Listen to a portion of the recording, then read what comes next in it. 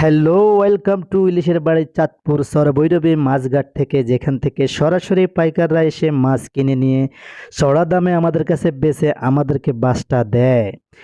সবচেয়ে মজার বিষয় হলো ইলিশ মাছ এখানে হালি হিসাবে বিক্রি হয়। 3টা কেজি 700 টাকা, হালি 1000 টাকা।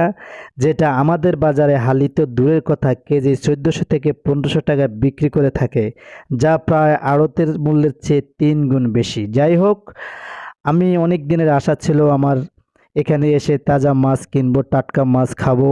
মাছ কীভাবে ধরে সেটা দেখার জন্যে আলহামদুলিল্লাহ আজকে এসেছি।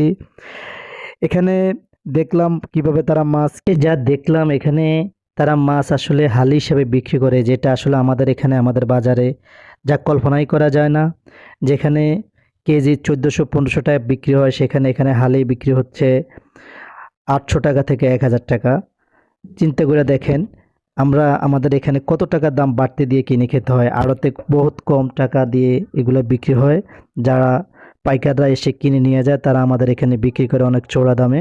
বাংলাদেশে যতগুলো জাতীয় সম্পদ আছে তার মাঝে একটি সম্পদ হলো ইলিশ। আর সেই ইলিশের এত চড়া দাম কেন সেটা আমার জানা নেই। আপনাদের যদি কারো জানা থাকে তাহলে অবশ্যই আমাকে কমেন্টস বক্সে জানাই দিবেন। আমার অবশ্য সেটা জানা নেই কেন এত দাম, যেখানে কোনো ইনভেস্ট করতে হয় না, কোনো রেনু ফেলাইতে হয় না, কোনো খাদ্য দিতে হয় না, তাহলে কেন এত দাম।